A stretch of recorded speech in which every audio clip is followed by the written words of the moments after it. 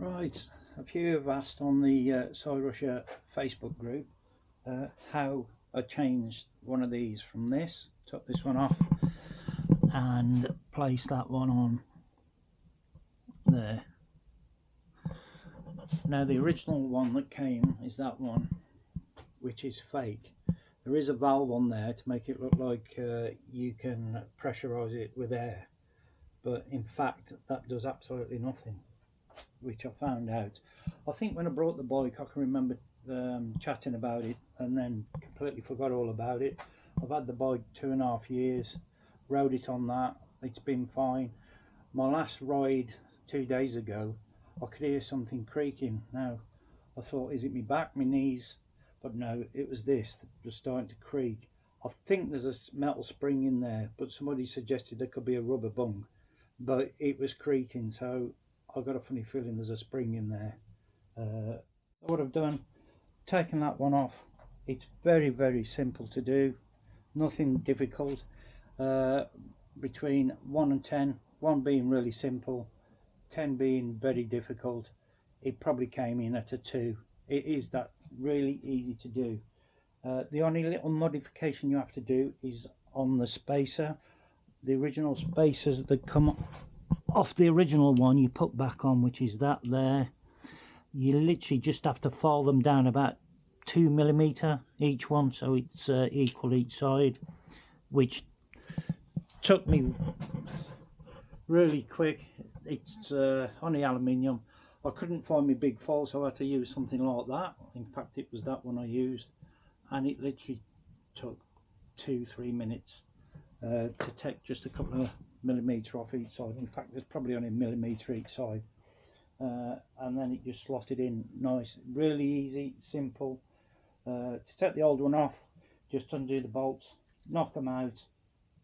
I was a bit concerned, was there going to be some pressure there, but no, there's no pressure, and it came off really simple. Now what I did with the bolts, I degreased them with some degreaser. You can degrease it how you want. I just got some of that, so I degreased the bolts, and then when I replaced it I put some Loctite on, some lock thread, thread lock even, just to stop them from vibrating. Just some blue, which is medium, which is all you need. It's not going to need anything, you know, that's secure. There's going to be a bit of vibration, but not that much on that. And then what I did, I replaced the top bolt first, and I've seen on YouTube some putting the bottom ones in, but the spacers just a little bit loose, and if you knock them you would knock them off, so it was easier to put that one in first, so that's secured, then put the bottom one in, secured. Then you use a proper pressure pump, which I purchased, which is about 16 quid. You just check the pressure, it's in the manual what you need to do for your weight. I'm up at the top end, so it's right at the top end, and then you've got all different adjustments on there, which if you read the manual you can understand. So that's it. The shock absorber itself cost £115, which is only really a cheapish one.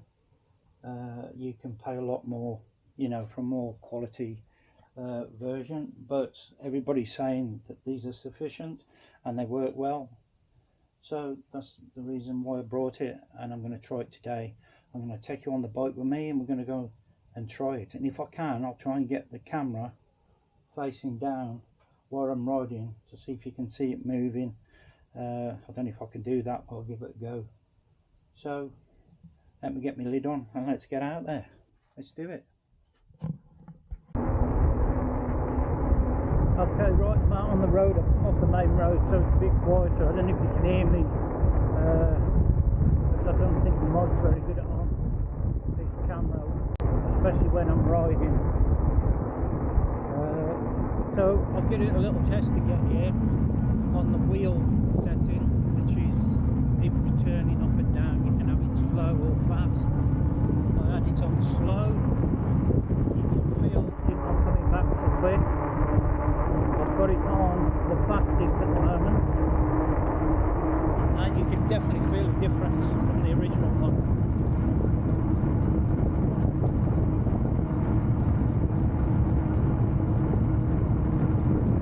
Yeah, it definitely feels really nice.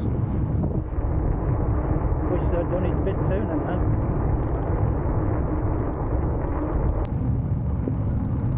So anyway, I'm just going to pull up and see if I can reposition this camera for you.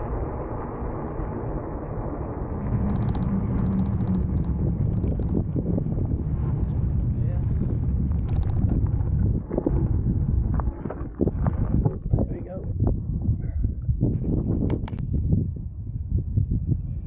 Okay, I've repositioned the camera.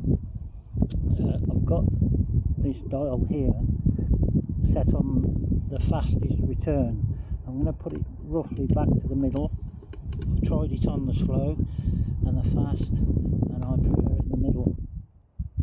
Right, I'm going to push this band back up, and as I get on you should see that go down. I'll give you a rough idea how far it's going down. I've got to ride a little bow-legged because my pedal's just there and the camera's in the way, but I'll give it a go.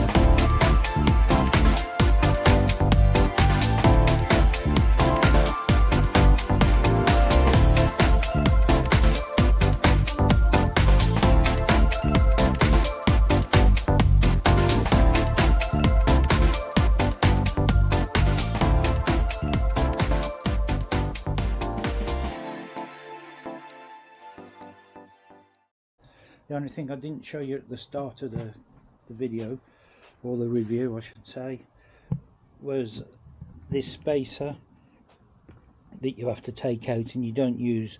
That was in there. Oh, that was in there. You don't have to knock that out. It does come out quite easy. You just have to put a bar in there and just tap it out and it comes out.